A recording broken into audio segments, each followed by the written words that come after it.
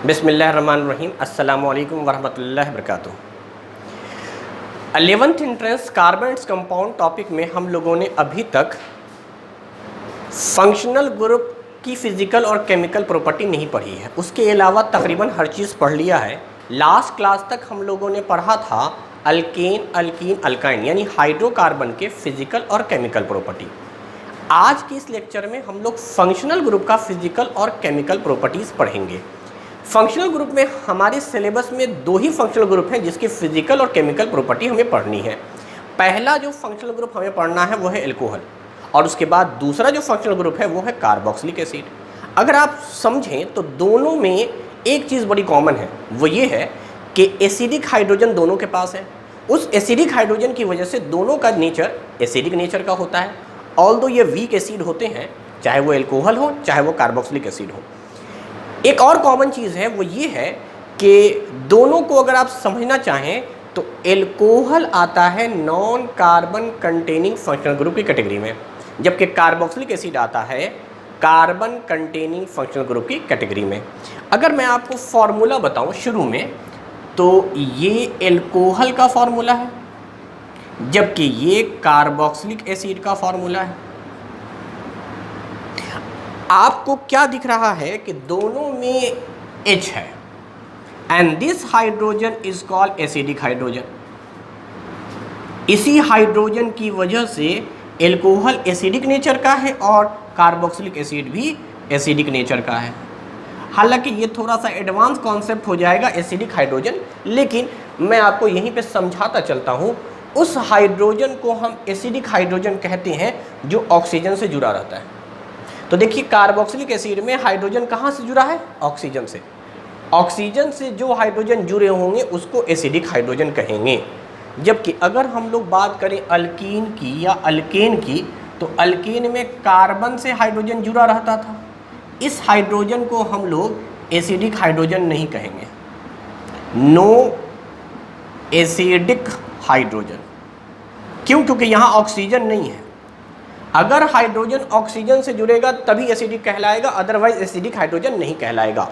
तो खैर, ये एक कॉमन सी बात थी कि एल्कोहल के फंक्शनल ग्रुप के फॉर्मूले में भी हाइड्रोजन है और कार्बोक्सिलिक एसिड में भी हाइड्रोजन है। तो हम लोग टॉपिक शुरू कर रहे हैं फंक्शनल ग्रुप केमिस्ट्री, और मैं सबसे पहले पढ़ूंगा एल्कोहल को। एल्कोहल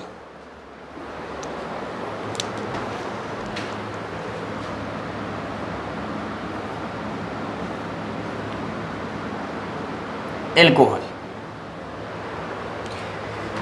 पहली बात थोड़ा सा हम लोग कर सकते हैं वो ये है नोमेनक्लेचर पे हम लोग कर सकते हैं। नोमेनक्लेचर पे हम लोगों ने क्या बात की थी?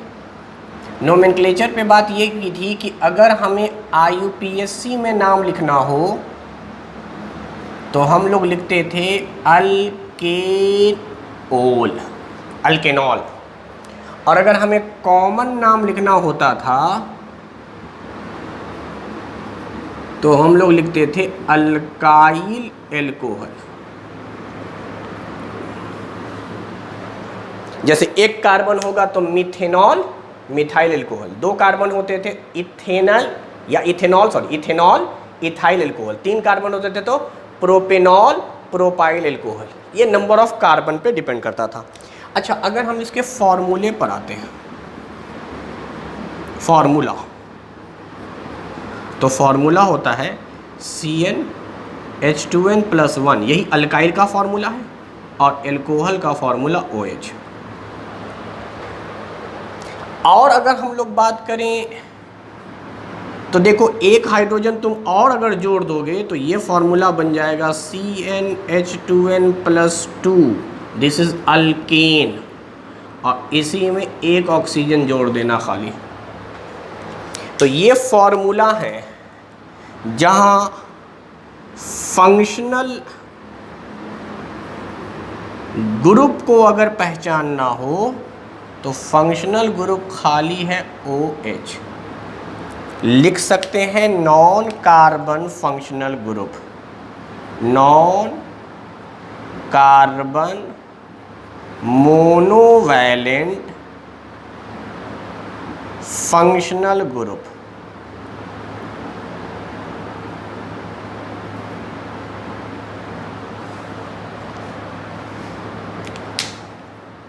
This hydrogen is called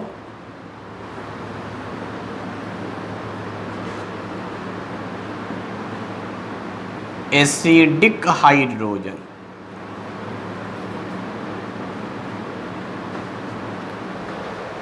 अब याद रखिएगा, इस एसिडिक हाइड्रोजन की वजह से एल्कोहल थोड़ा बहुत स्लाइटली एसिडिक इन नेचर होता है।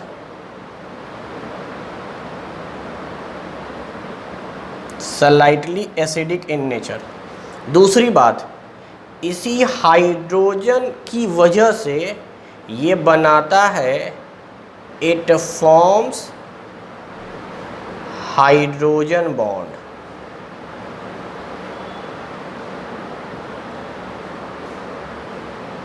और इसी एसिडिक हाइड्रोजन की वजह से कह सकते हैं ये एक अच्छा सॉल्वेंट माना जाता है, गुड सॉल्वेंट,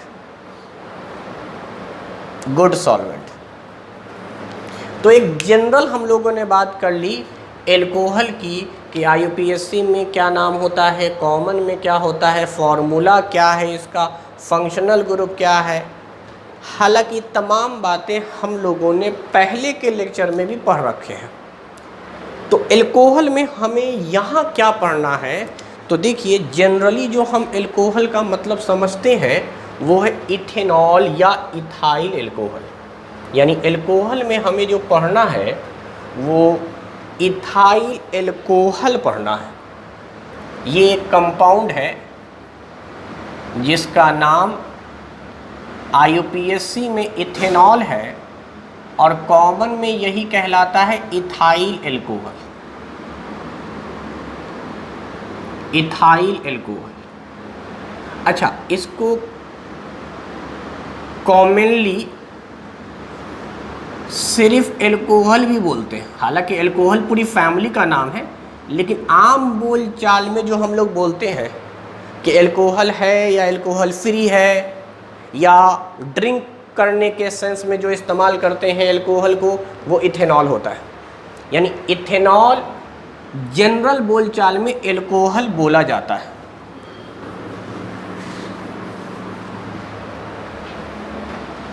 तो इथाइल एल्कोहल, अल्कोहल भी सिर्फ कहलाता है या इथेनॉल कहलाता है। इसका फॉर्मूला अगर हम लोग देखें तो इसका फॉर्मूला होता है C2H5OH, और अच्छे से समझें तो CH3CH2OH। स्ट्रक्चर हम लोग ड्रॉ कर सकते हैं, हाँ एम्पेरिकल फार्मूला पता है, स्ट्रक्चर ड्रॉ किया जा सकता है।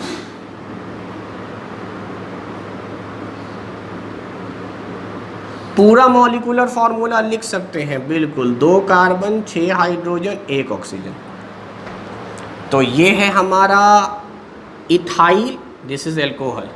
ये एम्पेरिकल फार्मूला, ये स्ट्रक्चर फार्मूला और ये मॉलिक्यूलर फार्मूला।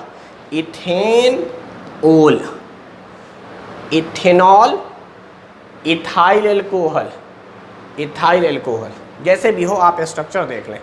तो 2 कार्बनों वाला है, इसलिए इथेनॉल या इथाइल एल्कोहल कहलाता है।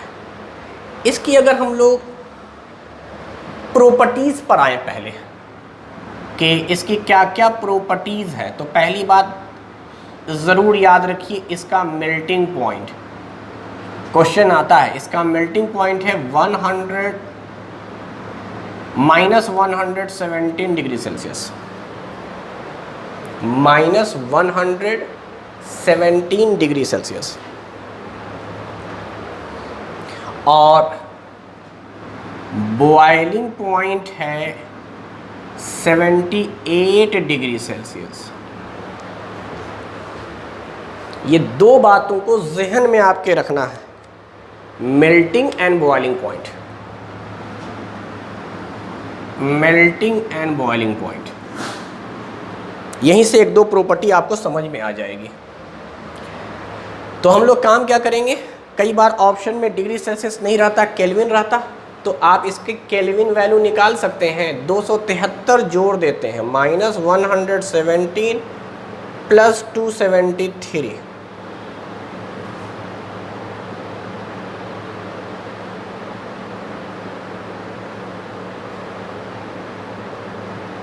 ये वैल्यू आएगा। 273 ऐड कर दीजिए, 13 में से 7 गया 6, ये हो गया 6, 6 में से 1 गया 5, 2 में से 1 गया 1, यानी 156 केल्विन। और इसमें अगर आप 78 में 273 जोड़ दीजिएगा, 8 3 11 हाथ में रहा, 1 7 7 14 1 15, 351 केल्विन। खैर मैं आपको मशवरा दूंगा कि आप याद करें मेल्टिंग और बॉइलिंग पॉइंट डिग्री सेल्सियस में। डिग्री सेल्सियस से आपको एक फ़ायदा होगा, वो अब बता रहा हूँ क्या फ़ायदा होगा। आप केल्विन में तो आराम से कन्वर्ट कर ही सकते हैं, कोई मसला नहीं है। जैसे मैंने कन्वर्ट किया, 273 ऐड कर दिया कीजिए डिग्री सेल्सियस में, तो वो केल्विन में कन्वर्ट हो जाएगा। अच्छा, केल्विन से समझ में हमें नहीं आ रहा था, 156 केल्विन का मतलब समझ में नहीं आ रहा था, 351 केल्विन का मतलब समझ में नहीं आ रहा था, लेकिन इसका मतलब समझ में आ रहा। क्या आ रहा सुनो, मेल्टिंग पॉइंट -117 डिग्री सेल्सियस का मतलब ये हो गया, रूम टेम्परेचर होता है 25 डिग्री सेल्सियस, तो क्या ये रूम टेम्परेचर से भी कम है और ये रूम टेम्परेचर से ज़्यादा है। तो इसका मतलब इथेनॉल या इथाइल एल्कोहल लिक्विड होता है at room temperature. Physical state की बात कर रहा हूँ, ये लिक्विड नेचर का होता है एट रूम टेम्परेचर, क्योंकि इसका बॉइलिंग पॉइंट 25 से ज़्यादा है और मेल्टिंग पॉइंट -117 डिग्री सेल्सियस है। इसका मतलब ये हो गया ना कि अगर 117 जो माइनस में है इससे भी कम टेम्परेचर होता तो सॉलिड होता, यानी -120 -150 पर इथाइल अल्कोहल या इथेनॉल क्या होता, सॉलिड होता। फिर टेम्परेचर बढ़ाते जाते, -150 से हम लोग -117 पे आ गए, -110 पे आ गए, -100 पे आ गए, तो ये मेल्ट करके लिक्विड हो गया। तो रूम टेम्परेचर तक ये लिक्विड रहता है, लेकिन इसकी बॉइलिंग पॉइंट जो है वो क्या है, बिलो वाटर। बॉइलिंग पॉइंट जो है वाटर से कम है, यानी वाटर से पहले वेपोराइज हो जाता है, ये तुरंत भाप बन जाता है। इसलिए डिग्री सेल्सियस में फ़ायदा हो गया, क्योंकि हमें रूम टेम्परेचर पता है, हमें ये भी पता है कि वाटर 100 डिग्री सेल्सियस टेम्परेचर पर बॉईल होता है। तो क्या 100 से पहले ये बॉईल हो गया। तो इथेनॉल का अगर हम लोग कुछ प्रॉपर्टीज़ डील करें फिज़िकल, तो पहली बात, इसका फिज़िकल स्टेट लिक्विड है रूम टेम्परेचर पर, तो हम लोग कहेंगे ethanol is a colourless liquid. दूसरी बात, इसके अंदर थोड़ा बहुत आप कह सकते हैं सलाइट ओडोर होता है, स्मेल, थोड़ा बहुत, ज़्यादा नहीं। तो ये कलरलेस लिक्विड है, वोलाटाइल नेचर का है। वोलाटाइल उसको कहते हैं जो अपना फिजिकल स्टेट चेंज कर लेता है, तो ये तुरंत वेपोराइज हो जाएगा, हल्का सा आप टेम्परेचर देंगे वेपोराइज हो जाएगा। दूसरी बात, इथेनॉल एक बहुत अच्छा सॉल्वेंट है एसिडिक हाइड्रोजन होने की वजह से, और इसी गुड सॉल्वेंट की वजह से इसका इस्तेमाल किया जाता है यूज्ड इन मेडिसिन। मेडिसिन में हम लोग इस्तेमाल करते हैं। मेडिसिन में भी याद रखिएगा इसका इस्तेमाल कफ सिरप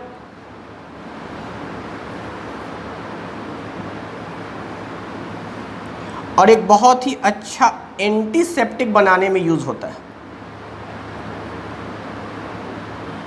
एंटीसेप्टिक इस्तेमाल होता है टिंचर आयोडीन में। यह भी सवाल आता है कि टिंचर आयोडीन किसको कहते हैं। तो टिंचर आयोडीन के बारे में याद रखिए कि एक एल्कोहलिक सॉल्यूशन है जिसमें आयोडीन एल्कोहल में डिसॉल्व होता है। एल्कोहल एक सॉल्वेंट है, तो एल्कोहल के अंदर आयोडीन घुला हुआ है। जहां आयोडीन का अगर आप परसेंटेज देखें, आयोडीन सॉल्यूट के रूप में होता है 2% से लेकर 5% तक।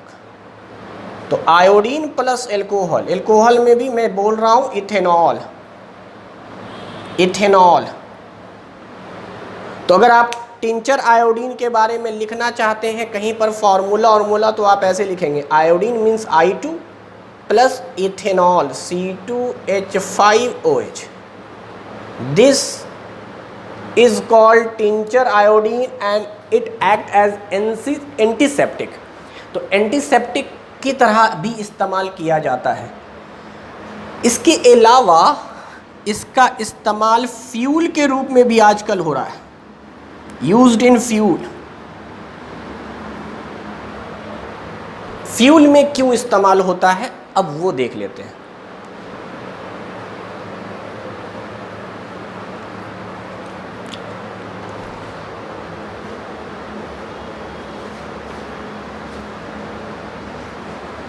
तो देखो होता क्या है, होता ये है कि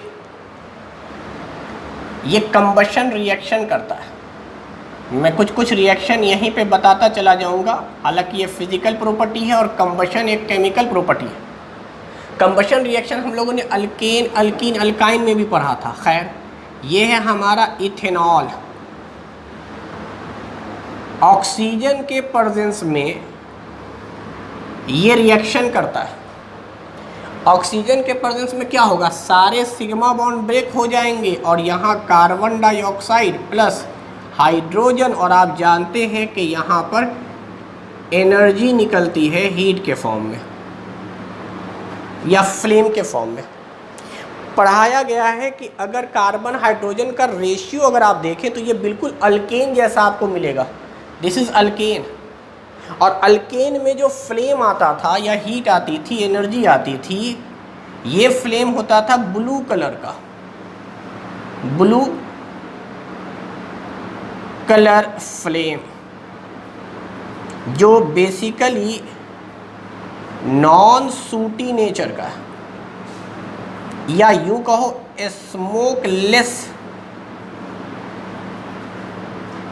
स्मोकलेस फ्लेम मिलता है।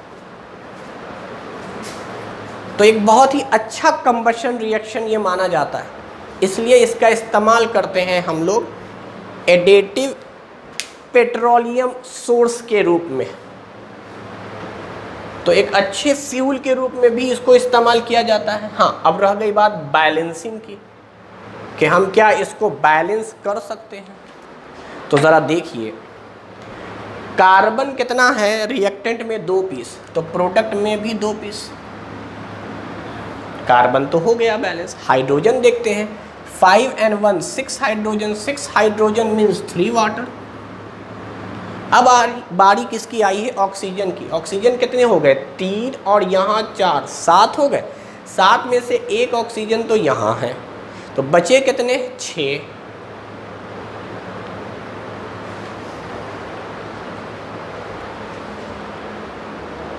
क्लियर। तो ये हमारे पास स्ट्रक्चर है। अच्छा, अगर इसको और समझना चाहते हैं बॉन्डिंग के ऊपर, तो याद करो क्या हम लोगों ने पढ़ा है, इसमें टोटल नंबर ऑफ बॉन्ड कितने, टोटल नंबर ऑफ बॉन्ड सबको ब्रेक होना है। तो आप पाओगे 1 2 3 4 5 6, तो आपको 6 ही हाइड्रोजन की ज़रूरत है। अब आप कहोगे कि ये वाला भी तो बॉन्ड है, तो एक्चुअली यहाँ पर ऑक्सीजन तो ये बॉन्ड को ब्रेक कर ही देगा। ऑक्सीजन तो आता ही है अपने सारे बॉन्ड को ब्रेक करने के लिए, ऑक्सीजन तो आ ही रहा है बॉन्ड को ब्रेक करने के लिए। यानी कार्बन हाइड्रोजन के बीच का ये बॉन्ड या कार्बन कार्बन का ये बॉन्ड कौन ब्रेक कर रहा होगा, ऑक्सीजन। तो ये वाला ऑक्सीजन आएगा 6, एक यहाँ ब्रेक करेगा, एक यहाँ, यहाँ, यहाँ, यहाँ। ये ऑक्सीजन खुद ब्रेक कर देगा, खुद ब्रेक कर देगा। याद रखो, ये ऑक्सीजन खुद बॉन्ड ब्रेक कर लेगा। तो ऑक्सीजन अपने अगल बगल का बॉन्ड ब्रेक कर लेता है बहुत आसानी से, इसीलिए हम लोग इसको बॉन्डिंग पे भी समझ सकते हैं। तो आपको जब कभी भी एल्कोहल का केस हो तो सिर्फ ये बॉन्ड देखना है। और सिग्मा बॉन्ड का कॉन्सेप्ट सिखाया था, कार्बन हाइड्रोजन का नंबर जोड़ो, एक कम कर दो, 5 2 7, एक कम कर दो 6 ऑक्सीजन की रिक्वायरमेंट है। ये ऑक्सीजन आकर ये बॉन्ड ब्रेक कर चुका है, इसलिए इस ऑक्सीजन को कंसीडर नहीं कर रहे। एक शॉर्टकट में मैंने बात बता दी। चलो एक और बताते हैं रिएक्शन। अगर यही रिएक्शन मिथेनॉल पे हो रहा होता, this is the formula of methanol, plus यहीं पे बात करो कितने बॉन्ड ब्रेक होने हैं, 3 + 1 4, 4 का मतलब हो गया 3 ऑक्सीजन की रिक्वायरमेंट है, 3 ऑक्सीजन की। ये 2 से 2 कट गया, 3 ऑक्सीजन हो गए। अब देखो कितना कार्बन, एक कार्बन डाइऑक्साइड, कितने हाइड्रोजन, 3 1 4, प्लस हीट निकली है।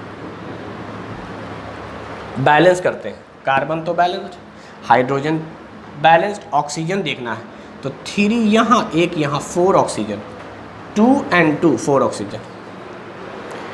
तो मिथेनॉल, इथेनॉल ये सब कंबशन कर रहा है और बिल्कुल अल्कीन की तरह है। अगर आप फार्मूला देखें, इसलिए मैंने शुरू में बात की थी फार्मूला की, तो कार्बन हाइड्रोजन का रेशियो जो होगा वो 1.5 से कम आएगा, इसीलिए कम ऑक्सीजन की रिक्वायरमेंट है और पूरी तरह से कंप्लीट कंबशन हो जाता है यहाँ कार्बन का। कोई कार्बन ब्लैक नहीं बनता, कोई कार्बन मोनोऑक्साइड गैस नहीं बनता। तो कार्बन डाइऑक्साइड, वाटर प्लस ये एनर्जी, तो इसी को फ्यूल के रूप में इस्तेमाल करते हैं। और साथ में हमने कंबशन रिएक्शन भी पढ़ लिया। अब चलते हैं हम आगे अगली प्रॉपर्टी की तरफ। तो अगली प्रॉपर्टी है डीनेचर्ड ऑफ एल्कोहल, एल्कोहल का डीनेचर्ड हो जाना। डीनेचर्ड ऑफ एल्कोहल से पहले मैं आपको पढ़ाता हूँ मिथेनॉल के बारे में। हालांकि मैंने अभी इथेनॉल पढ़ाया है, अब हम पढ़ा रहे हैं मिथेनॉल, जिसको मिथाइल एल्कोहल कह सकते हैं। फर्स्ट मेंबर एलिमेंट है मिथाइल एल्कोहल, यही फार्मूला है CH3OH या CH4O, या स्ट्रक्चर दिखला दो,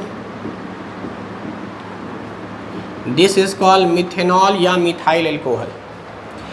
ये याद रखिएगा पॉइजनस नेचर का होता है, वो तो ड्रिंकिंग के रूप में इस्तेमाल किया गया एल्कोहल लिखा था, मिथेनॉल जो है वो पॉइजनस है, poisonous in nature, poison nature का। दूसरी बात more acidic than water, methanol water से ज़्यादा एसिडिक है, जबकि यहीं पे चाहे तो लिख लें other alcohol are less acidic than water, बाकी एल्कोहल वाटर से कम एसिडिक है। अदर एल्कोहल में वो सब आ जाएंगे जो होमोलोगस सीरीज में हम लोगों ने पढ़ा है। इथेनॉल आ जाएगा, मिथेनॉल के अलावा प्रोपेनॉल आ जाएगा, ब्यूटेनॉल आ जाएगा, पेंटेनॉल आ जाएगा।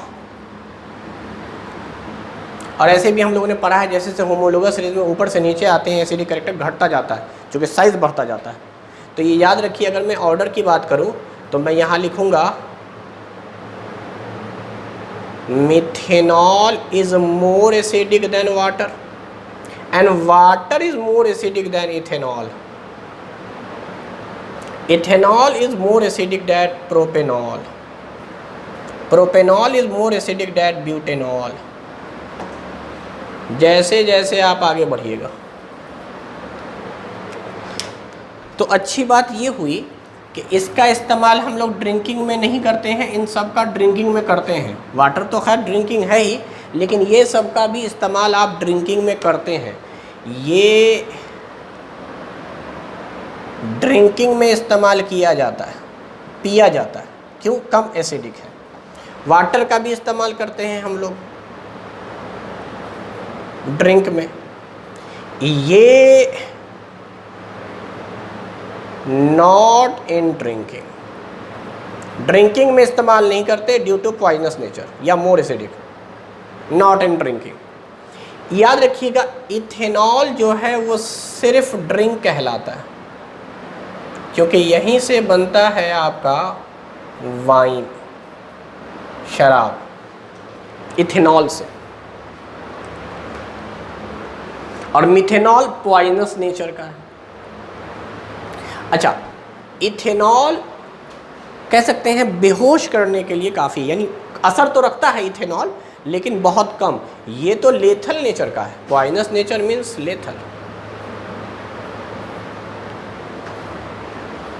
ये क्या करता है ये भी हम लोग आगे देखेंगे।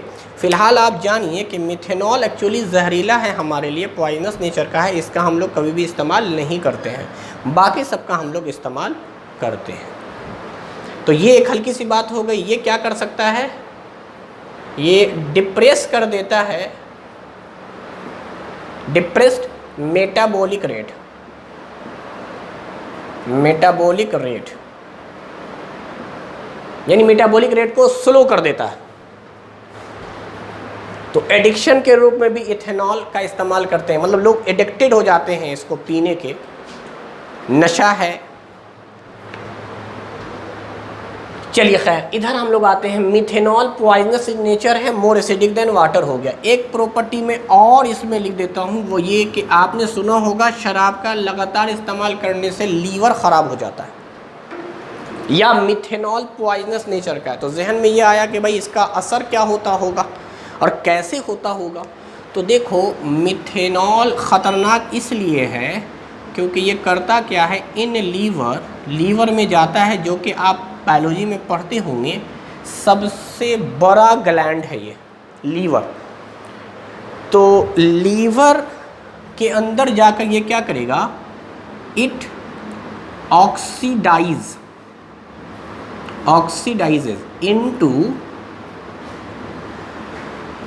मिथेनल, एल्डिहाइड में कन्वर्ट हो जाता है। मिथेनल का मतलब फॉर्मल्डिहाइड, CHO कहो, फॉर्मल्डिहाइड कहो, कॉमन नाम फॉर्मल्डिहाइड है, IUPAC नाम मिथेनल है। Methanal alcohol is converted into aldehyde. तो it oxidise into methanal which coagulate protoplasm.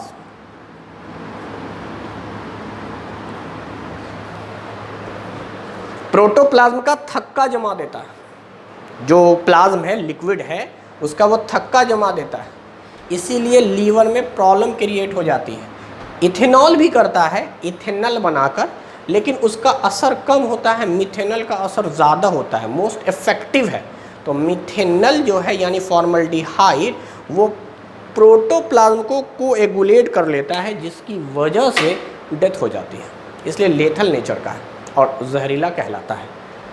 तो मिथेनॉल के बारे में ये थोड़ी सी बातचीत आपको मैंने बता दी। अब चूँकि यहाँ पर बात ऑक्सीडेशन का आया है, तो हम लोग नेक्स्ट प्रॉपर्टी ऑक्सीडेशन पढ़ लें। फ्यूल के रूप में था इसलिए कंबशन पढ़ा, अब हम लोग ऑक्सीडेशन की बात करेंगे। ऑक्सीडेशन मैंने पढ़ाया था तो आपको बताया था स्टेप बाय स्टेप ऑक्सीजन का जुड़ना, ऑक्सीडेशन। तो देखो क्या होता है, चलो मैं मिथेनॉल और इथेनॉल का आपको, ये है हमारे पास CH3OH, इसमें हमने नेसेंट ऑक्सीजन का इस्तेमाल किया। ये नेसेंट ऑक्सीजन जो दे रहा है ग्रुप, उसका नाम बताया था PCC। कोई और दूसरा स्ट्रॉन्ग ऑक्सीडाइजिंग एजेंट लगाएंगे तो ये सीधे कन्वर्ट हो जाएगा कार्बोक्सिलिक एसिड में, वो भी दिखलाएंगे। फिलहाल आप जानो मिथेनॉल का ऑक्सीडेशन करवाया गया तो ये बन गया फॉर्मल्डिहाइड, CHO। स्ट्रक्चर देखते हैं,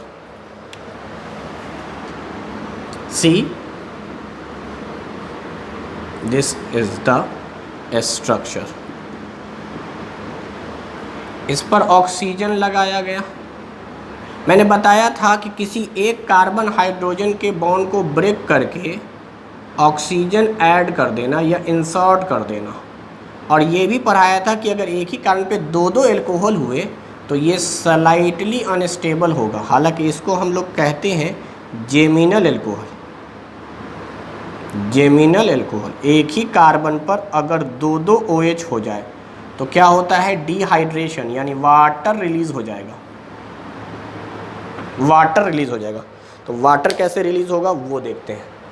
यहाँ से H, यहाँ से OH, वाटर रिलीज हो गया। अब क्या बचा, H C। इन दोनों को मिलाकर डबल बॉन्ड, और इस H को इधर दिखला दे रहा हूं। This is formaldehyde, this is the formaldehyde. तो आप देखें, दिस इज मिथेनॉल या methyl alcohol converted into methanal या फॉर्मल्डिहाइड। फॉर्मल्डिहाइड। तो ये ऑक्सीडेशन का प्रोसेस होता है।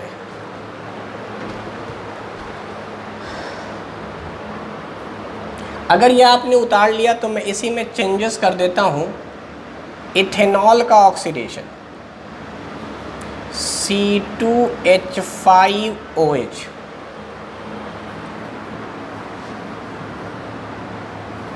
CH3CHO।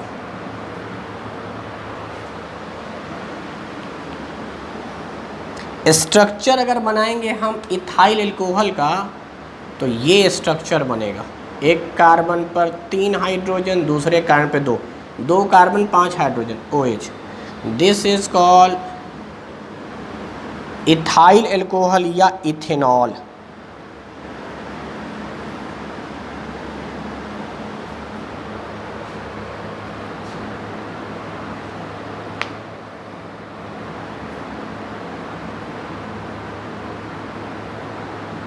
सेम कहानी।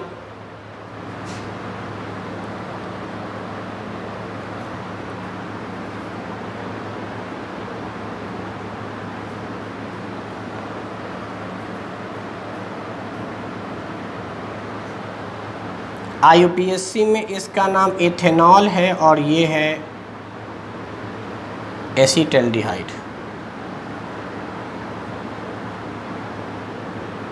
एसीटल्डिहाइड, एसीटल्डिहाइड साफ साफ लिख दीजिए।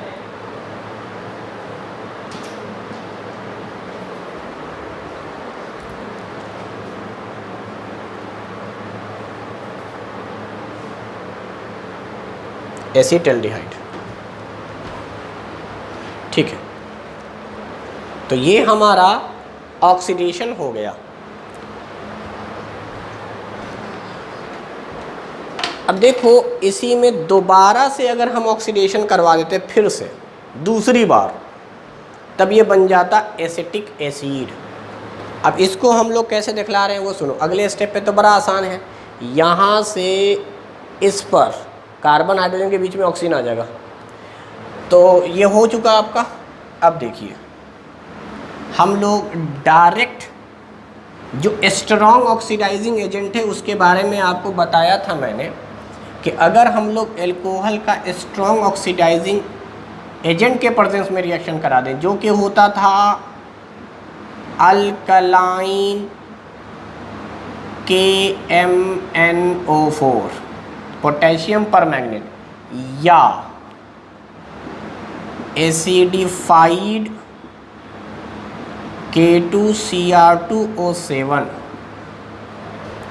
क्या होगा वो सुनिए। डायरेक्ट ये एसिटिक एसिड में कन्वर्ट हो जाएगा। डायरेक्ट एसिटिक एसिड में कन्वर्ट हो जाएगा। डायरेक्ट एसिटिक एसिड में। अब अगर आपको स्टेप बाय स्टेप देखना है तब तो ठीक है, एक जुगाड़ी बताऊंगा मैं अभी। स्टेप बाय स्टेप देखना तो ठीक है। क्या ठीक है बताता हूँ। यहाँ COH, यही स्ट्रक्चर है हमारे पास।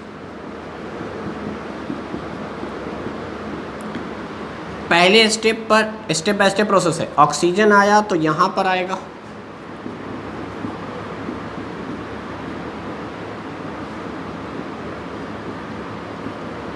ये याद रखिएगा। ऑक्सीडेशन में ऑक्सीजन आता है, वाटर बनकर निकल जाता है, ये होना है। तो इसका मतलब क्या हो रहा है, यहाँ से H, यहाँ से OH। वाटर जब निकल गया तो पहले स्टेप पर ये बना aldehyde, this is aldehyde. Dehydration है तो साइड में एक प्रोडक्ट वाटर भी बना। अब इसी एल्डिहाइड पर दोबारा से आप ऑक्सीजन जोड़ेंगे,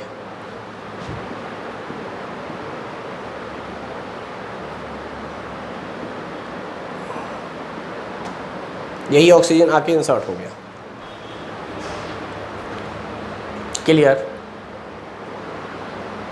अब मैं बता रहा था कि इसका शॉर्टकट क्या है, कैसे हमें देखना है। तो सुनिए, जब कभी भी एल्कोहल होगा तो कार्बोक्सिलिक एसिड बनेगा, इसमें कोई शक नहीं है। दूसरी बात, अगर आप फार्मूला जानना चाह रहे हैं कि कितने कार्बन कम हो गए, कितने हाइड्रोजन कम हो गए, कितने ऑक्सीजन कम हो गए या ज़्यादा हो गए, तो उसके लिए याद रखिए मैं क्या बोल रहा हूँ। एल्कोहल है,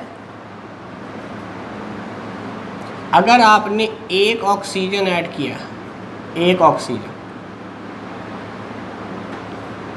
तो एक वाटर रिलीज करा दीजिए। एल्कोहल में चूंकि पहले से एक ऑक्सीजन था, एक और ऑक्सीजन, दो ऑक्सीजन आया, एक वाटर निकलना तय है। अगर आपने एल्कोहल में दो ऑक्सीजन ऐड कराया, दो ऑक्सीजन, 2 ऑक्सीजन प्लस कराया, तब भी वाटर रिलीज कीजिए, और वाटर एक ही रिलीज होगा हर बार।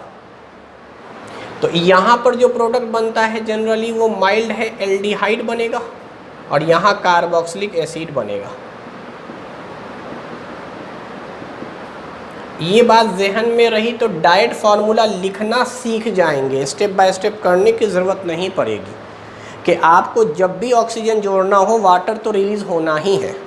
चलिए अब देखते हैं, इस फार्मूले पर देखते हैं यहाँ पर क्या था। तो सुनो,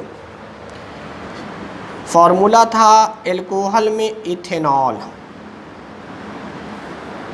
मैं पहले सीखता हूँ पीसीसी। पीसीसी का काम क्या है वो सुनिए। पीसीसी एक ऑक्सीजन प्रोवाइड करता है प्लस एक नेसेंट ऑक्सीजन, और एक ऑक्सीजन देकर क्या निकलवा रहा है, वाटर। तो इसका मतलब क्या हुआ, ऑक्सीजन जोड़ा, ऑक्सीजन निकाला, यानी ऑक्सीजन का कुछ नहीं हुआ, बल्कि 2 हाइड्रोजन आपने निकाल लिया। अगर 2 हाइड्रोजन निकल गया तो एक हाइड्रोजन यहाँ से निकला और एक हाइड्रोजन यहाँ से निकला। तो अब बताओ ये क्या बना, फॉर्मूला बता रहा हूँ मैं, C2H4O। और आप शुरू में हमेशा जैसे ही कार्बन का नंबर बढ़ जाए, शुरू में हमेशा CH3 लिखा करें। तो अब बताओ, एक कार्बन 3 हाइड्रोजन तो आ चुका, एक कार्बन 3 हाइड्रोजन, बचा क्या, एक और कार्बन, एक और हाइड्रोजन, लास्ट में oxygen. This is the structure of aldehyde. बात समझ में आ रहा है? या तो ऑक्सीजन जोड़ के ऑक्सीजन 2 कर दो, उसके बाद वाटर निकाल दो, 2 हाइड्रोजन निकलेंगे, एक ऑक्सीजन निकलेगा। तो ये डायरेक्ट बन जाएगा फार्मूला। और याद रखिएगा CH3 तो यहाँ है ही। या आपको और अच्छे समझना है तो आप इम्पेरिकल फार्मूले पे समझिए, CH3 CH2OH, this is called ethyl alcohol. क्या मैं बोल रहा हूँ, 2 हाइड्रोजन ऑक्सीजन, 2 हाइड्रोजन एक ऑक्सीजन, लेकिन एक ऑक्सीजन इंट्रोड्यूस भी हुआ था। इसका मतलब ऑक्सीजन आया, ऑक्सीजन गया, ऑक्सीजन को छोड़ दो, सीधे 2 हाइड्रोजन कम कर दो भाई। इसीलिए कहा जाता है या तो एडिशन ऑफ ऑक्सीजन बोलो या रिमूवल ऑफ हाइड्रोजन बोलो, ऑक्सीडेशन होता है। हाइड्रोजन का निकलना भी ऑक्सीडेशन होता है। तो आप देखें तो नेट आपको क्या दिख रहा है कि 2 हाइड्रोजन निकल ही रहा है। ये तो था माइल्ड का केस। अभी बताते हैं CH3 CH2OH, यही इथाइल एल्कोहल है जिसको हमने एम्पिरिकल फार्मूले पे लिख दिया है। अगर हमारे पास अल्कलाइन KMnO4 हो या एसिडिफाइड K2Cr2O7 हो, यानी स्ट्रॉन्ग ऑक्सीडाइजिंग एजेंट, ये क्या काम करते हैं भाई? तो मैंने अभी लिखवाया कि जो स्ट्रॉन्ग होंगे वो 2-2 ऑक्सीजन रिलीज करेंगे और उसको एक्सेप्ट करेगा ये सबस्ट्रेट हमारा, साथ में वाटर रिलीज़ हो जाएंगे।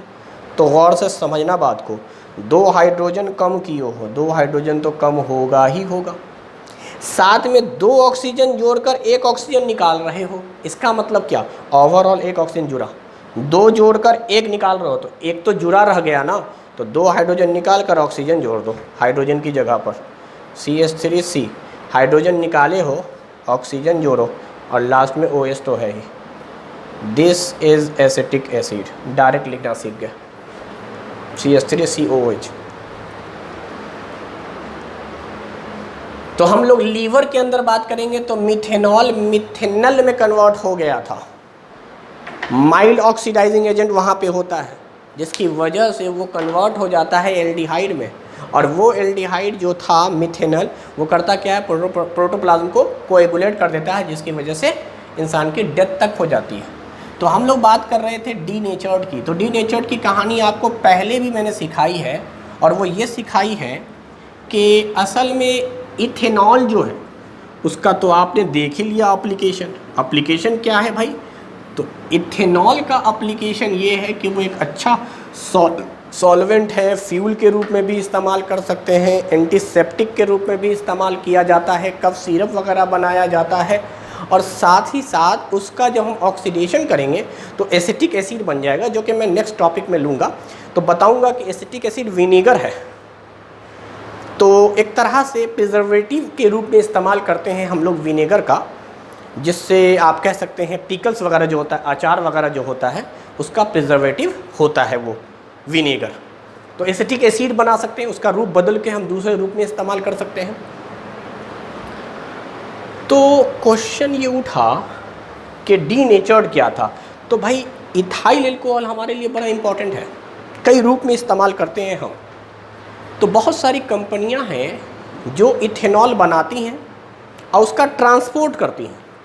तो मैंने पढ़ाया था कि जो ट्रांसपोर्ट के लिए जो मज़दूर हायर किए जाते हैं, लेबर क्लास, उसको इथेनॉल की लत लग गई है शराब की। आप देखते होंगे अक्सर जितने भी ट्रांसपोर्टर हैं जो रात में ट्रेवलिंग करते हैं, वो अक्सर शराब पीते हैं, और इसी वजह से एक्सीडेंट भी होता है। और न्यूज़ में रोज़ आप पढ़ते हैं कि शराब के नशे में धुत ड्राइवर ने एक्सीडेंट कर दिया, इतने लोग मर गए। तो वो लोग एल्कोहलिक होते हैं, यानी एल्कोहल के एडिक्टिव होते हैं। तो वो मज़दूर जो एल्कोहल को ट्रांसपोर्ट कर रहे हैं, वो उसका कंजम्पशन करने लगते हैं, जिससे होता क्या है कि जितना गोदाम से निकला माल उतना नहीं पहुंच पाता है टारगेट तक या मार्केट तक। इससे कंपनी को होता है लॉस।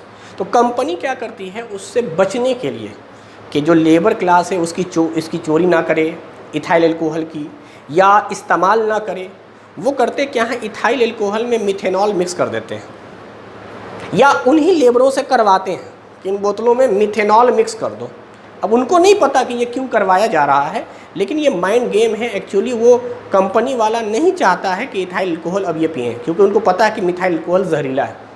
तो वो सोचते हैं ये शराब अब जहरीली हो गई, तो इसे हम नहीं बेचेंगे और ना ही इसे हम पिएंगे। तो इथेनॉल में मिथेनॉल मिक्स कर देना ही डीनेचर्ड ऑफ एल्कोहल कहलाता है। और ये करना क्यों है, क्योंकि ईजिली, या यूँ समझिए पूरा का पूरा माल ट्रांसपोर्ट हो सके, स्टोर हो सके, इसलिए ऐसा करवाया जाता है।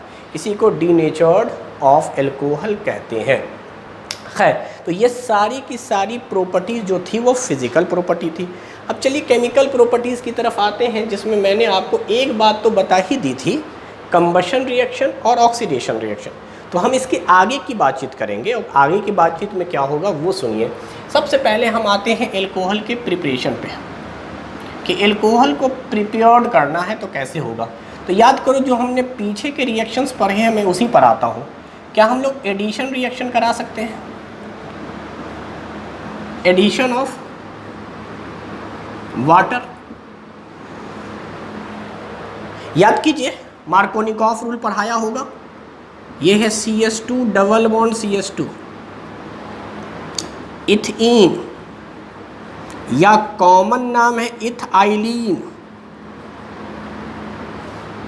इसमें वाटर का रिएक्शन कराते हैं, मीडियम एसिडिक रखते हैं, एसिडिक मीडियम में वाटर का रिएक्शन करवाते हैं, क्या होगा, वाटर टूटेगा H और OH में, और ये डबल बॉन्ड टूटेगा तो किसी एक कार्बन से जाकर लग जाएगा H, किसी एक कार्बन से आकर लग जाएगा OH। ये तो सिमेट्रिक अल्कीन है। तो फॉर्मूला क्या बन गया, CH3 CH2OH, मतलब इथेनॉल या इथाइल अल्कोहल। एडिशन रिएक्शन पढ़ा है हमने। तो ये एक तरीका है जिससे आप इथेनॉल बना सकते हैं। दूसरा तरीका जानिए, दूसरा तरीका क्या है। दूसरा तरीका बायोलॉजी में आपने शायद पढ़ा हो, नहीं पढ़ा हो तो मैं लिख देता हूँ, एल्कोहलिक फर्मेंटेशन। देखो फर्मेंटेशन क्या होता है, कुछ माइक्रोब्स हैं या यूँ समझिए बैक्टीरिया है जिनके अंदर ये पोटेंशियल होता है कि वो ग्लूकोज को ब्रेक कर देते हैं इथेनॉल में। अल्कोहल में ब्रेक कर देना किसका, ग्लूकोज का, इसको ग्लाइकोलाइसिस भी कहते हैं। ग्लूकोज ब्रेक कर दिया जाता है कार्बन डाइऑक्साइड गैस में, साथ में इथाइल अल्कोहल में, और ATP का फॉर्मेशन होता है। और एक्चुअली अगर आप बताएं तो यहाँ पे सब के 2-2 मोल होंगे, 2 मोल कार्बन डाइऑक्साइड, 2 मोल इथाइल और 2 mole of ATP। ATP energy coin है, एडिनोसिन ट्राइफॉस्फेट नाम है। तो ये ग्लाइकोलाइसिस भी कहलाता है। तो एल्कोहलिक फर्मेंटेशन कहो या ग्लूकोज का टूटना कहो,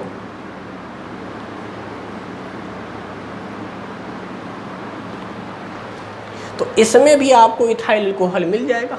चलिए मैं आपको फॉर्मूले से समझाता हूँ। ग्लूकोज का फॉर्मूला C6H12O6। ये टूटेगा 2 mole of carbon dioxide gas जो कि रिलीज हो गई, साथ में 2 मॉलिक्यूल ऑफ इथाइल अल्कोहल,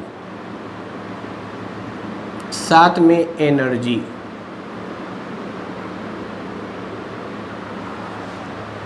अब बैलेंस कर लो, 2 कार्बन और 4 कार्बन, टोटल 6 कार्बन, 2 दूनी 4, 4 और 2 6 ऑक्सीजन। हाइड्रोजन की बारी, 5 दूनी 10 और 2 12, या टोटल यहीं पे सोचते 6, 6 दूनी 12, 6 दूनी 12, यानी कुल मिलाकर ये प्रोसेस है। और एल्कोहल में कन्वर्जन फर्मेंटेशन कहलाता है। एल्कोहल हुआ इसलिए इसका नाम एल्कोहलिक फर्मेंटेशन है, या ग्लूकोज टूटा है इसलिए नाम ग्लाइकोलाइसिस है। खैर ये ज़्यादा डिटेल में आपको बायोलॉजी में पढ़ना है, या हायर क्लास में जब आप आएंगे तब आपको पढ़ना है केमिस्ट्री के अंदर। पूरा इलेक्ट्रॉन ट्रांसपोर्ट चेन बायोलॉजी में क्रेब्स साइकिल वगैरह है। खैर तो अभी आप इतना जानो कि हम लोग ग्लूकोज से भी एल्कोहल ला सकते हैं। ईस्ट वेस्ट की काम है, या शुगर केन प्लांट होते हैं गन्ने वन्ने के, उसमें इस तरह का रिएक्शन देखने को मिलता है। चलिए तीसरी तरफ आते हैं, जो हमें क्या चाहिए, एल्कोहल चाहिए। तो एल्कोहल लाने का एक तरीका है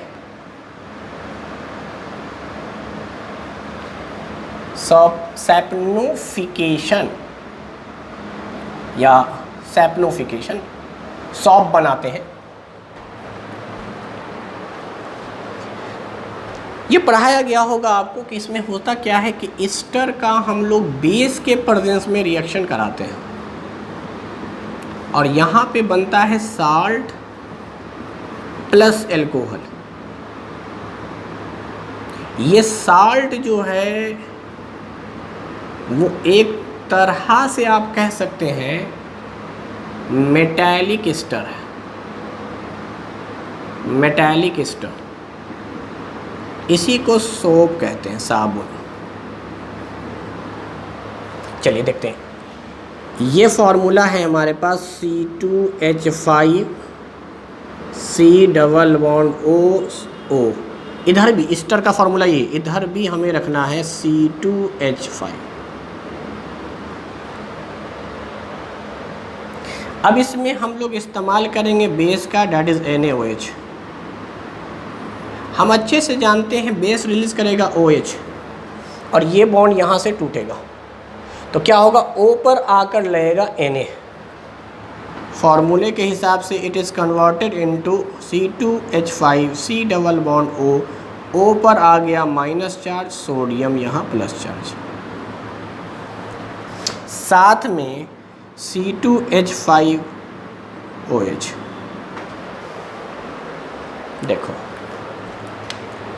ये यहाँ से बॉन्ड टूटता है और Na पे है प्लस चार्ज, OH पर है माइनस चार्ज, यहाँ कार्बन पे आएगा प्लस, ऑक्सीजन पे आएगा माइनस, ज़्यादा इलेक्ट्रॉन निगेटिव है ऑक्सीजन, तो O माइनस पे आके जुड़ेगा सोडियम और C2 जो प्लस है उस पे आके जुड़ेगा OH।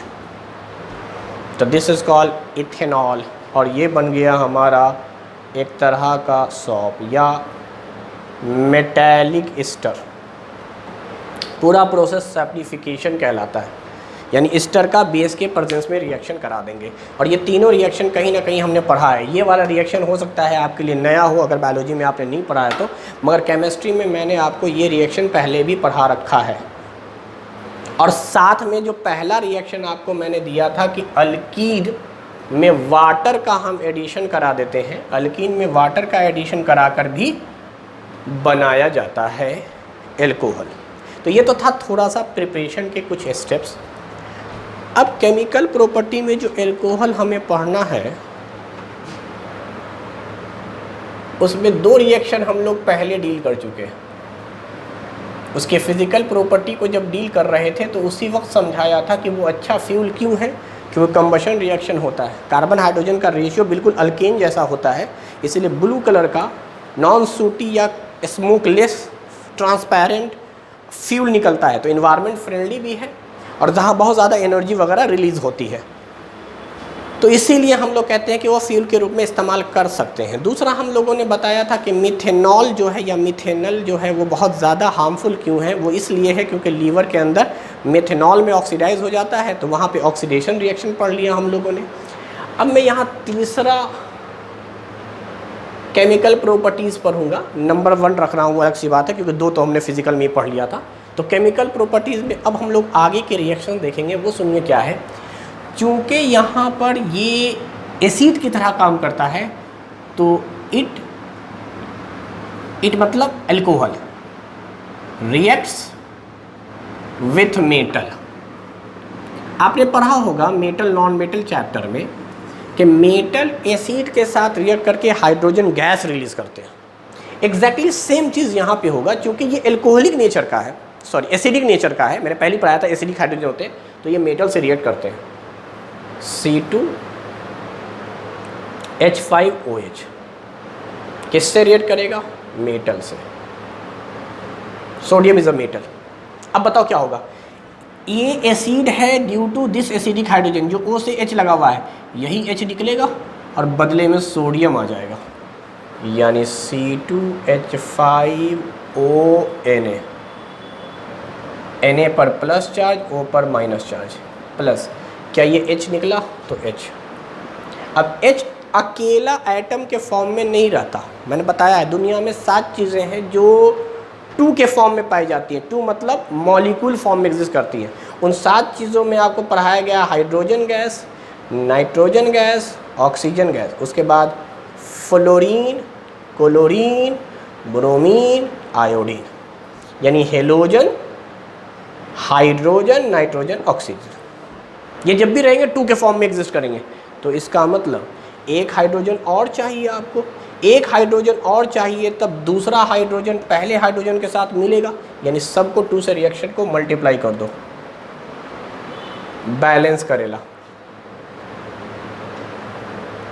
पहले स्टेप पे रिएक्शन समझ गए, H निकला लेकिन H तो H2 के फॉर्म में रहेगा, इसलिए 2 से मल्टीप्लाई कर दो, तो ये पूरा पार्ट 2, 2 H हो गए, 2 Na आ गया और हाइड्रोजन गैस निकल गई। हाइड्रोजन गैस कैसे निकलती है तो पॉप साउंड के साथ निकलती है।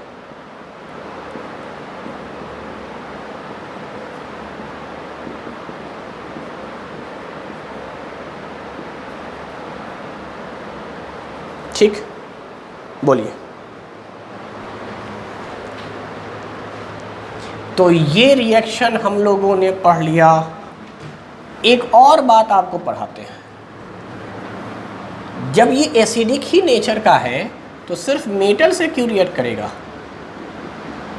ये तो बेस से भी रिएक्ट कर लेगा। अच्छा, बेस से रिएक्ट करेगा तो क्या न्यूट्रलाइजेशन रिएक्शन होगा, एसिड प्लस बेस? तो C2H5OH, this is acid, reacts with base NaOH। देखो ये बेस है तो OH रिलीज करेगा, ये एसिड है तो H रिलीज करेगा, तो यहाँ से H, यहाँ से OH, वाटर। अब बताओ, अगर यहाँ से H दे दिया है तो ये बचा है C2H5O- और यहाँ से OH दे दिया है तो Na, वापस यही बन गया। अच्छा, इसका नाम नहीं लिखा मैंने, चाहो तो आप नाम याद रखो, इसको सोडियम कहते हैं बेटा। This is called sodium. 2 carbon है तो इथ, ऑक्सीजन है तो ऑक्साइड, ऑक्सीजन ऑक्साइड बनता है, ऐसे कार्बन डाइऑक्साइड वैसे ही, तो सोडियम इथॉक्साइड नाम है इसका। सेम वही बात, दिस इज सोडियम। 2 कार्बन है तो इथ, ऑक्सीजन है तो ऑक्साइड, तो नाम हो गया सोडियम इथॉक्साइड।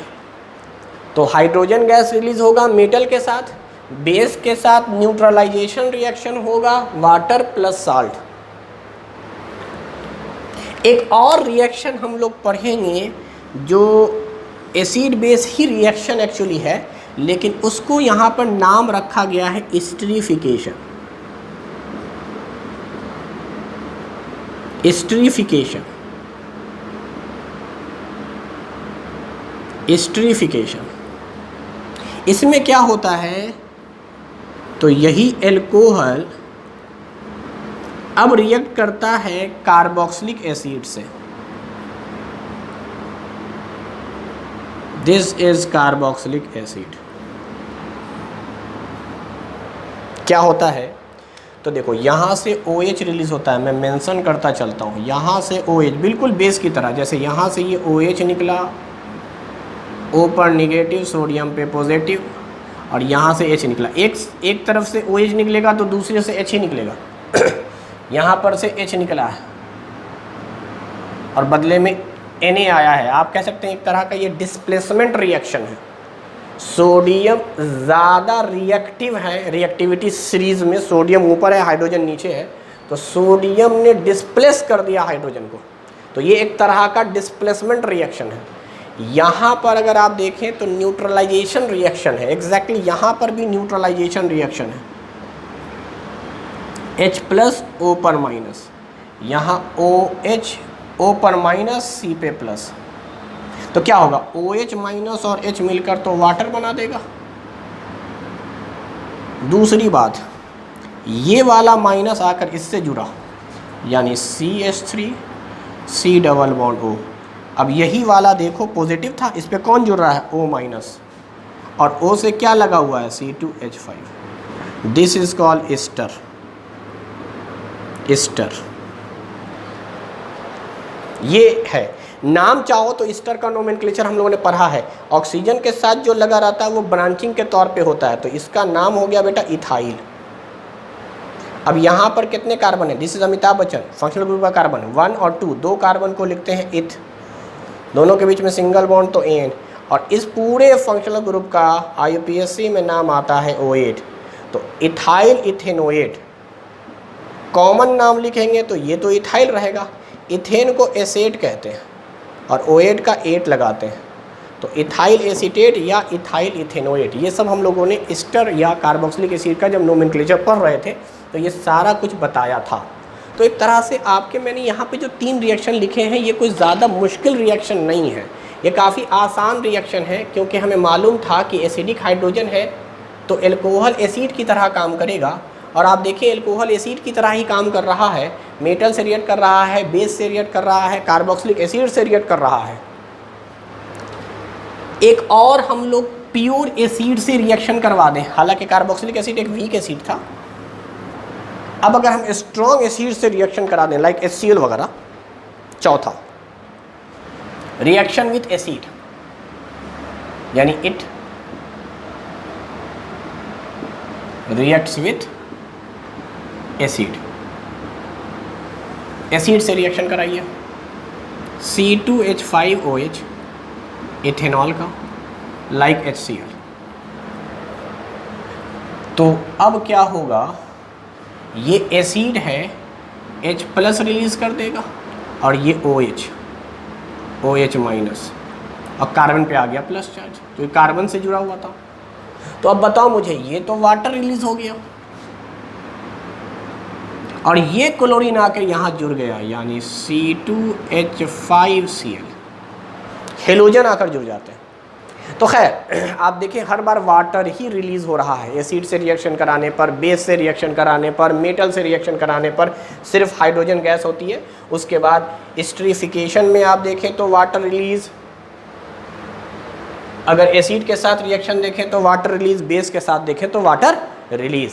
वाटर ही रिलीज पर एक और बहुत ही अच्छा कॉन्सेप्ट है एल्कोहल का, और ये बहुत इम्पॉर्टेंट रिएक्शन भी है, वो सुनिए क्या है। यही इथाइल एल्कोहल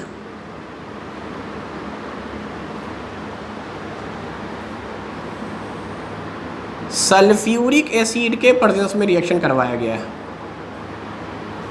हमारे कोर्स में तो सल्फ्यूरिक एसिड है, लेकिन मैं बताऊं सिर्फ सल्फ्यूरिक एसिड नहीं, जब एसिड है HCl में भी रिलीज हुआ है, यहाँ भी रिलीज होगा सल्फ्यूरिक एसिड या फॉस्फोरिक एसिड, H3PO4, इसको हम लोग कहते हैं सल्फ्यूरिक एसिड।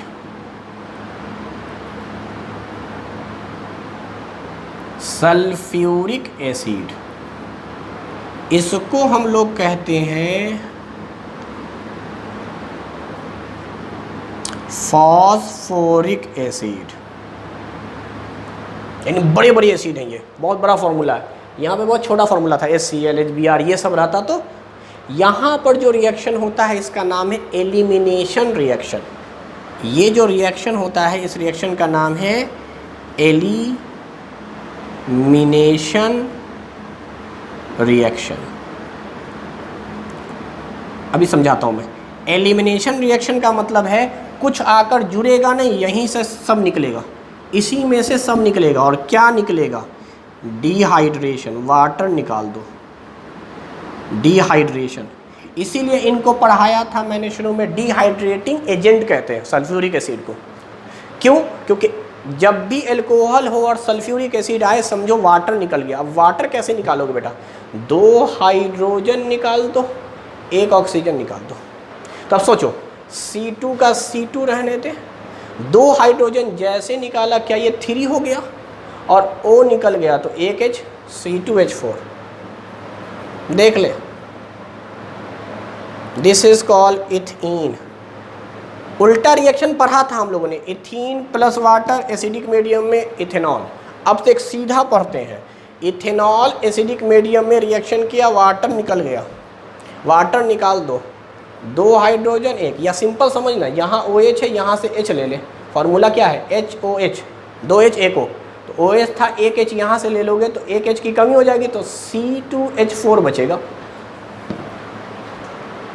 तो यहाँ से वाटर निकल जाता। अगर आप स्ट्रक्चर वाइज थोड़ा समझना चाहते हैं तो स्ट्रक्चर वाइज भी आप समझ सकते हैं। ये था हमारा एल्कोहल वाला रिएक्शन कि जब कभी एल्कोहल पर एसिड आवे तो यहाँ से रिलीज होता है OH, यहाँ से रिलीज होता है H।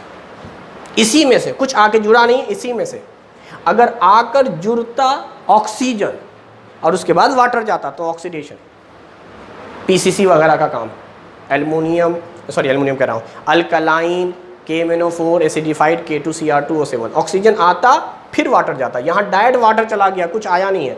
तो देख O पर आता है निगेटिव, इस पे आता है प्लस, H पे आता है प्लस, इस पे आता है माइनस। तो ये माइनस और प्लस मिलकर बनाएगा एक बॉन्ड। एक बॉन्ड तो था ही, एक और बॉन्ड बन जाएगा। और इस कार्बन पे बचेंगे 2 हाइड्रोजन, इस कार्बन में बचेंगे 2 हाइड्रोजन, और साथ में यहाँ OH और ये H मिलकर बना लेगा वाटर। तो ये रिएक्शन बहुत इंपॉर्टेंट है। एल्कोहल में जब कभी भी एसिडिक मीडियम से रिएक्शन कराइएगा यही रिएक्शन होगा। So this is all about your alcohol. NCERT book plus entrance examination पूरा कवर किया है मैंने, और थोड़ा सा हाई लेवल का कॉन्सेप्ट। तो इतना आप प्रॉपर नोट्स बनाकर पढ़ लीजिए, एक भी क्वेश्चन इंशाल्लाह छूटेगा नहीं एल्कोहल से रिलेटेड। फिज़िकल, केमिकल और बहुत सारे रिएक्शन जो यहाँ हैं वो तो रिपीट हैं, पहले हम लोगों ने पढ़ रखा है। तो अब हमें जो आखिरी फंक्शनल ग्रुप पढ़ना था वो है कार्बोक्सिलिक एसिड। कार्बोक्सिलिक एसिड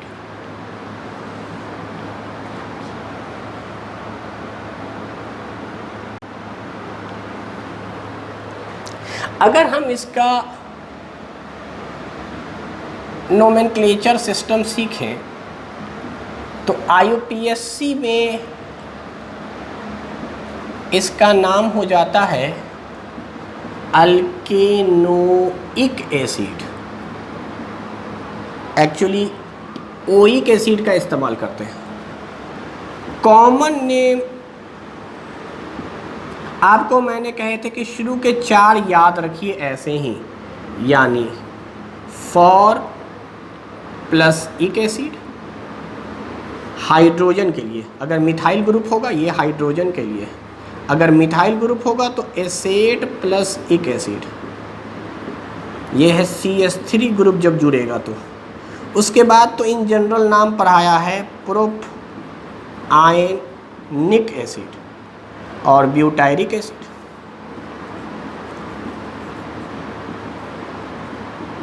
ये सब नोमेनक्लेचर में देख रखा था। सीधे यहाँ आ जाते हैं, फंक्शनल ग्रुप कैसे पहचानेंगे।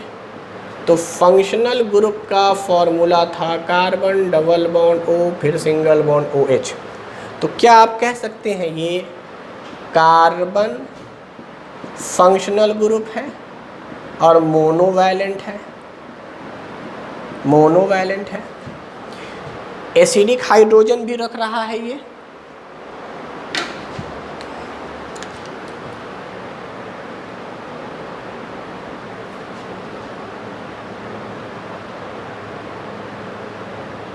एसिडिक हाइड्रोजन एल्कोहल में भी होता था, इसमें भी है।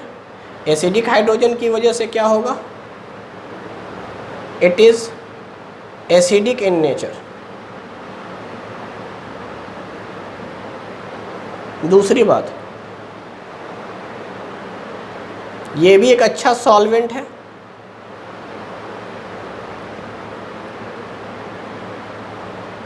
फॉर्म हाइड्रोजन बॉन्ड,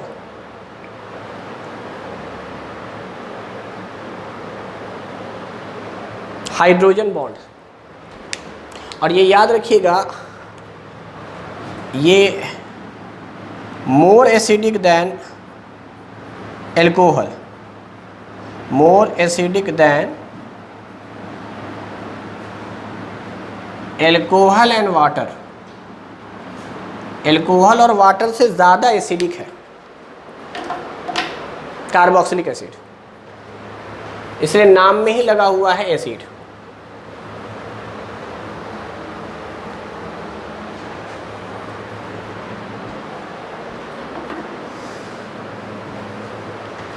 जब इतनी बातें लिखी हैं तो एक बात और लिख लीजिए, less acidic than mineral acid. Mineral acid generally वही 6 एसिड जिनको हम स्ट्रॉन्ग कहते हैं, HClO4, H2SO4, HNO3, HI, HBr, HCl। इनसे कमज़ोर एसिड होगा कार्बोक्सिलिक एसिड, लेकिन वाटर और अल्कोहल से ज़्यादा एसिडिक नेचर का होगा। तो ये थोड़ी सी बात आप जहन में रखें कि ऐसा होता है, ये बात आपको जहन में रखनी है। अब चलिए हमें जो पढ़ना है इसमें वो पढ़ना है एसेटिक एसिड के बारे में। एसिटिक एसिड, ये कॉमन नाम है, इसी का यूपीएससी नेम है इथेनोइक एसिड। फॉर्मूला है CH3COOH।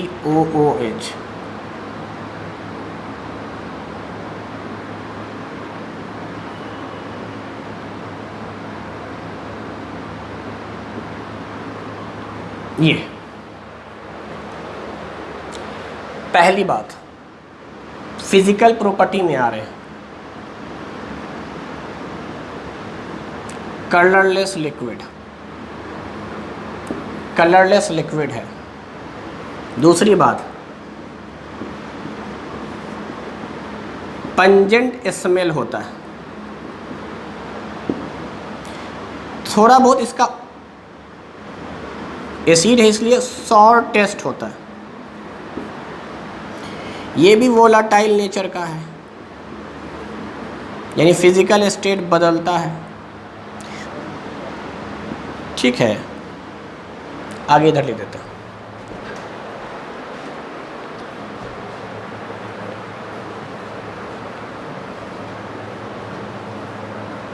एसिटिक एसिड एक्चुअली इसका कॉमन नेम है, तो आप जाने ये डिराइव किया गया है फ्रॉम लैटिन वर्ड एसेटम से। एसेटम से बना एसिटिक एसिड। अब सवाल है एसेटम का क्या मीनिंग है, तो एसेटम का मतलब होता है vinegar. Vinegar, acetic acid derive हुआ एसेटम से, और एसेटम लैटिन वर्ड था, उसके माने होते हैं विनेगर।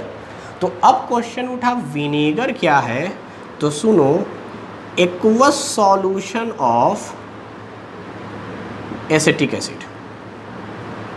एसिटिक एसिड का एक्वस सॉल्यूशन, यानी जैसे हमने पढ़ा था टिंचर आयोडीन, बिल्कुल वैसे ही विनेगर जो है उसमें एसिटिक एसिड होता है और साथ में वाटर होता है। एसिटिक एसिड का 5% से लेकर 10% तक कंसंट्रेशन होता है, और वाटर लगभग 90% के आसपास होता है। तो एसिटिक एसिड प्लस वाटर को विनेगर कहते हैं, जो एक तरह से प्रिजर्वेटिव है, अचार वगैरह जो है, पिकल्स वगैरह जो बनाए जाते हैं उसका। तो ये हमारा कार्बोक्सिलिक एसिड है। ठीक है, आगे चलिए।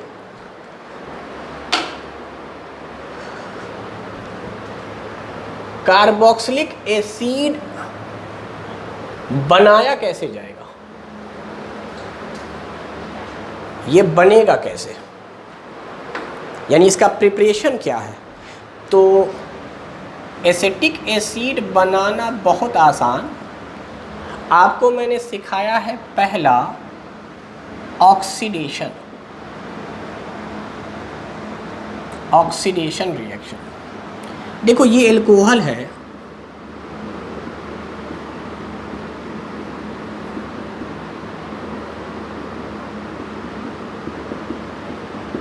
अगर इस एल्कोहल पर हम लोग रिएक्शन करवा दें, वही स्ट्रॉन्ग ऑक्सीडाइजिंग एजेंट जो था अल्कलाइन पोटेशियम परमैंगनेट या एसिडिफाइड पोटेशियम डाइक्रोमेट, क्या होता है आपको पढ़ाया गया है शॉर्ट में, दो ऑक्सीजन जोड़ना है, वाटर रिलीज करना है। ओवरऑल बात समझो, 2 हाइड्रोजन निकल गया, 1 ऑक्सीजन जुड़ गया, तो 2 हाइड्रोजन निकाल दो, 1 ऑक्सीजन जोड़ दो। 2 हाइड्रोजन निकाल कर 1 ऑक्सीजन जोड़ दो,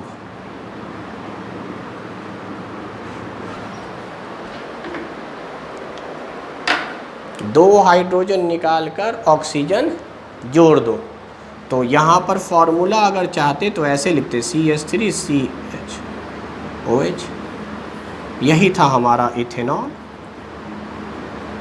तो ethanol is converted into acetic acid, acetic acid. एक तो ये तरीका है। दूसरा तरीका आपको बताते हैं, बायोलॉजी वाला है, जिसको हम लोग कहते हैं aerobic fermentation.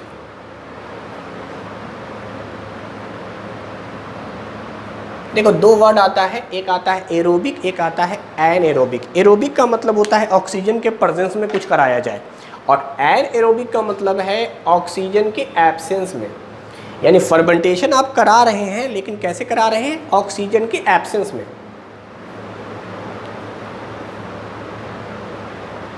Absent of oxygen. और फर्मेंटेशन क्या होता है? टूटना। फर्मेंटेशन होता है टूटना।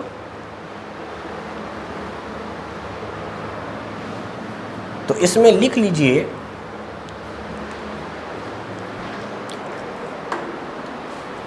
कुछ बैक्टीरिया हैं जैसे एजिटोबैक्टर वगैरह, यानी मैं लिखता हूं सम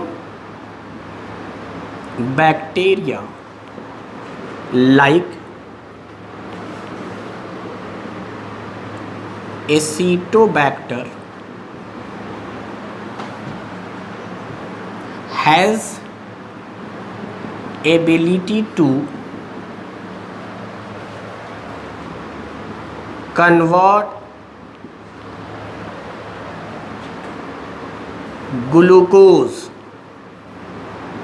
into ethanoic acid directly without ethanol as intermediate। अभी याद कीजिए, थोड़ी देर पहले मैंने बताया था एल्कोहलिक फर्मेंटेशन। उसमें मैंने कहा था कार्बन डाइऑक्साइड गैस रिलीज़ होंगी और साथ में एटीपी रिलीज़ होगा और ग्लूकोज कन्वर्ट हो जाएगा इथेनॉल में, इथाइल अल्कोहल में। अभी मैं बता रहा हूँ कि नहीं, कुछ बैक्टीरिया ऐसे होते हैं जैसे एसिटोबैक्टर वगैरह हैं, इनके अंदर ये पोटेंशियल है, ये ताकत है कि ग्लूकोज को सीधे कार्बोक्सिलिक एसिड में कन्वर्ट कर देते हैं। वो कैसे करते हैं वो देखिए, वो इस तरह करते हैं। This is the glucose C6H12O6। अगर यहाँ एसिटोबैक्टर या एसिटोबैक्टीरियम बैक्टीरिया है अगर, तो वो सीधे कन्वर्ट कर देगा 3 मोल ऑफ एसिटिक एसिड में डायरेक्ट, और कुछ नहीं बनेगा।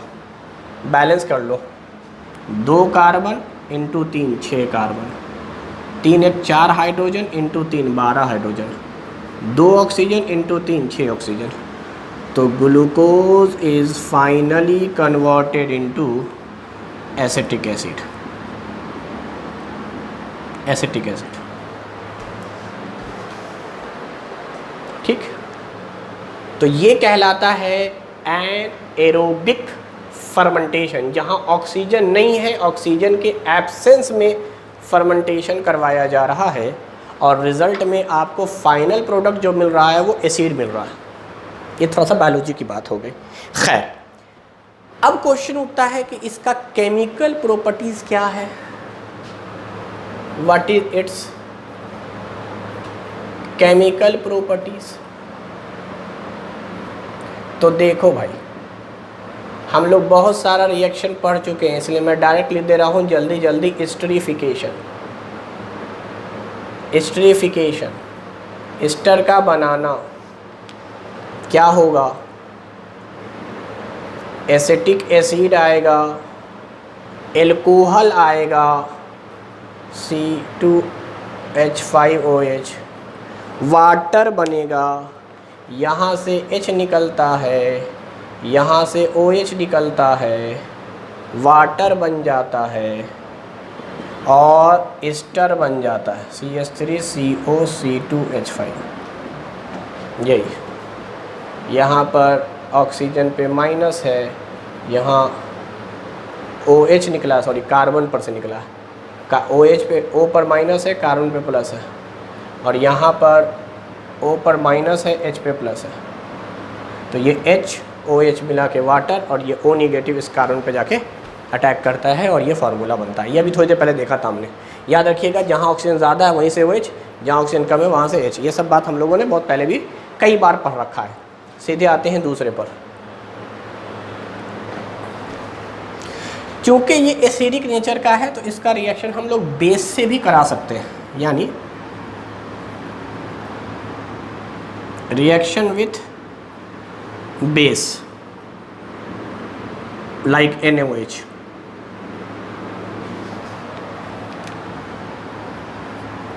CH3COOH plus NaOH। अच्छा, जब बेस से रिएक्शन करेगा तो क्या होगा वो सुनिए।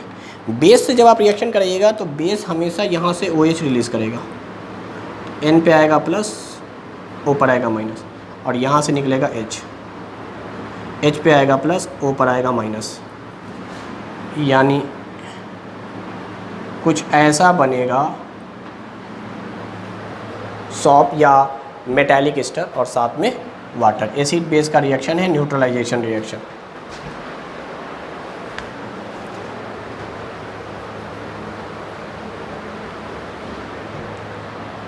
तीसरा,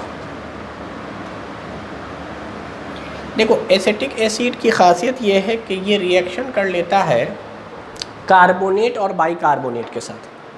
कार्बोनेट और बाइकार्बोनेट के साथ भी रिएक्शन करता है।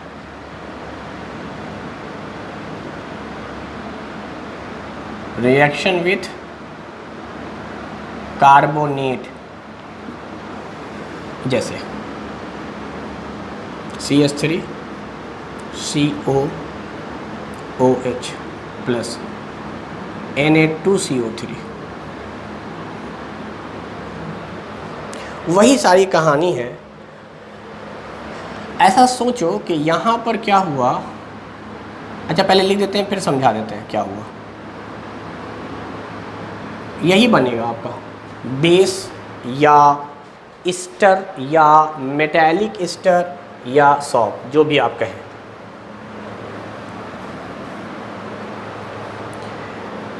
हुआ क्या, ध्यान से देखो, क्या यहाँ से H निकला और यहाँ से सोडियम निकला, एक्सचेंज हुआ है।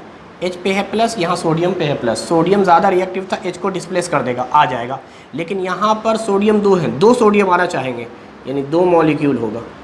2 हाइड्रोजन गया, 2 सोडियम लग गया, बैलेंस करने के लिए आगे 2 लगा दो प्लस। अच्छा, 2 हाइड्रोजन यहाँ पे आएगा तो ये बन जाएगा carbonic acid H2CO3। Carbonic acid बहुत ही वीक एसिड है, ये तुरंत कन्वर्ट हो जाता है water plus carbon dioxide gas में। Water plus carbon dioxide gas में ये टूटता है। कार्बोनेट टूट जाता है water plus carbon dioxide gas में, तो यही रिएक्शन हो जाता है। बिल्कुल सेम रिएक्शन आप देखें बाइकार्बोनेट के साथ है। Reaction with bicarbonate. बाइकार्बोनेट को हम लोग हाइड्रोजन कार्बोनेट भी कहते हैं।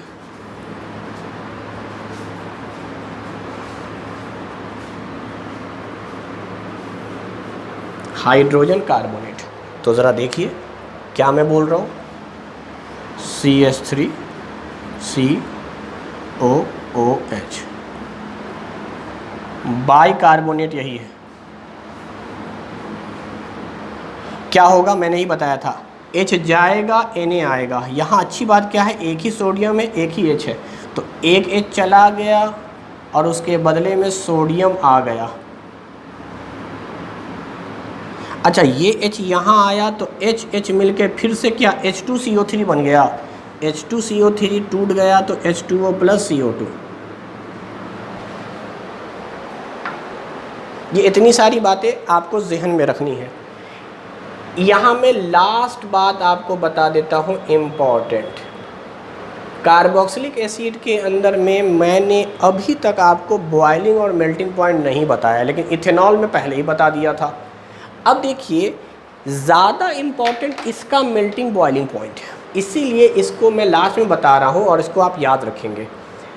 मेल्टिंग पॉइंट जो इसका होता है वो होता है 17 डिग्री सेल्सियस। बड़ा आसान तरीका है याद करने का। एल्कोहल में था -117, -117, -117, और यहाँ पे क्या बोल रहा हूँ, सिर्फ 17 डिग्री सेल्सियस। क्लियर? इतनी बात समझ में आ गई। अच्छा, बॉइलिंग पॉइंट सुनिए क्या है। वहाँ 78 बताया था, यहाँ इसी में 100 जोड़ दो, 17 117, तो जनरली ये 118 होता है। आप 117 ही बोलो चलेगा, नियरली, लगभग आसपास बराबर है, क्योंकि ऑप्शन जो आपको देगा एंट्रेंस एग्जाम में इतना करीब नहीं देगा। 117 118 जनरली होते हैं। तो डिग्री सेल्सियस में आपने याद कर लिया। अब डिग्री सेल्सियस में याद करने का फ़ायदा आपको बताया था मैंने कि आप इसको कन्वर्ट कर सकते हैं। 273 जोड़ दो तो 290 केल्विन बनेगा।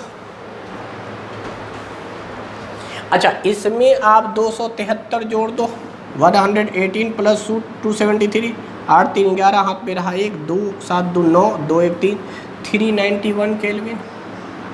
लगभग 100 डिग्री सेल्सियस, 100 केल्विन का फ़र्क है। तो इसमें आपको याद यही रखना है कि बॉइलिंग पॉइंट और मेल्टिंग पॉइंट। तो ध्यान से देखो, रूम टेम्परेचर पर ये होगा तो लिक्विड। ये एसिटिक एसिड के बारे में बोल रहा हूँ मैं, acetic acid, ethanoic acid. Room temperature पर